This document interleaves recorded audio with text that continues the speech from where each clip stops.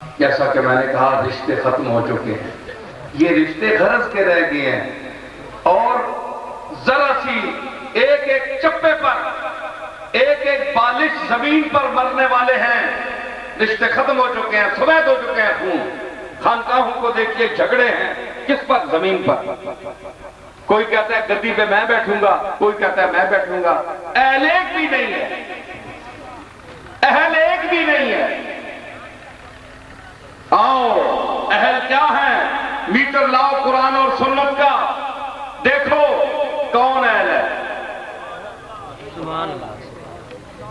تو آج خانقاہی نظام کو دیکھا جائے تو نہ کوئی بڑا اہل نکلے گا نہ کوئی چھوٹا نکلے گا، تو صرف گدیوں پر براجمان ہو کر بیٹھ جانا یہ سجادہ نشینی نہیں ہے۔ غلے تقسیم کرنا سجادگی نہیں ہے، یہ کیا ہے؟ یہ کھانا ہے مال، ان کے نام پر مال کھانا، ان کو کیش کرانا باپ دادوں کو، یہ پیری نہیں ہے۔ پیری کیا ہے؟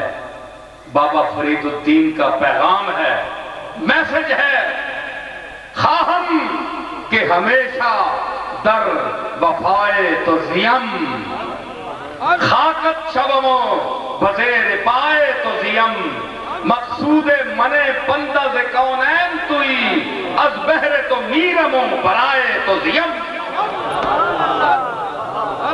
یہ میسج ہے فرید الدین کا۔ دنیا سے جا رہے تھے، دنیا سے جا رہے تھے، یہ میسج دیا کہ میرے مالک میں چاہتا ہوں کہ فرید الدین تیری وفا میں زندہ رہے، جب تک اس کی آخری سانس رہے تیرا وفادار بندہ ہو کر رہے، نمک حلال بندہ ہو کر رہے، ہے جی۔ اور خواہم کہ ہمیشہ در وفائے تو زیم، خاکت شبمو بزیر پائے تو زیم، تیرے زمین جو ہے اس کی مٹی بن کر میں روندا جاؤں، تیرے بندے مجھے روند کر چلیں، تو میں اس نیاز مندی اور فقیری کو پسند کرتا ہوں میرے مالک۔ اے میرے مالک، فرید الدین کا مقصد دنیا سے بھی تو ہے اور آخرت سے بھی تو ہے۔ آخرت میں اس لیے جاؤں گا کہ تیرا دیدار ہوگا، دنیا میں اس لیے زندہ رہوں کہ شاید تجھے دیکھ لوں۔ از بہر تو میرمو برائے تو زیم، تیرے لیے زندہ رہوں تو تیرے لیے، مروں تو تیرے لیے۔ یہ میسج ہے، یہ فرید الدین کا میسج ہے، میسج پر فرید الدین زندہ ہے اور قیامت تک زندہ رہے گا۔ اس سے ہٹ کر کہ مکران تک، مکران سے لے کر ملتان تک کی سلطنت اور زمین بادشاہ نے بابا فرید الدین کے نظر کی۔ اللہ محمد یار یار، سمجھ آئی؟ تو کیا ہوا؟ بابا فرید نے ایک بالشت نہیں لی، کبھی دیکھا ہی نہیں کہ مکران سے ملتان تک کی زمین مجھے ملی ہے۔ انہیں پتا تھا کہ 2 گز زمین ملے گی صرف، جس میں مجھے دفن ہونا ہے جی۔ اور وہ جانتے تھے کہ ہم مسافر چند روزہ ہیں، چند روزہ مسافر ہیں۔ اس دنیا کے جو حقیقت ہے فرید الدین سمجھتے تھے، کبھی التفات نہیں کی، لیکن یہ فرید الدین کا مذاق ہے کہ دنیا کو چھوڑا، اللہ نے ساری دنیا کو اٹھا کر دروازہ فرید الدین پر بھیج دیا۔ داتا علی حجویری نے دنیا کو چھوڑا، اللہ نے ساری دنیا کو اٹھا کر اس کے دروازے پر بھیج دیا۔ تو اللہ کے لیے چھوڑا، سمجھ آئی؟ تو یہ جھگڑے دنیا کے، حضور نے فرمایا تھا کہ مجھے امت کا یہ خطرہ نہیں ہے کہ یہ کیا کریں گے،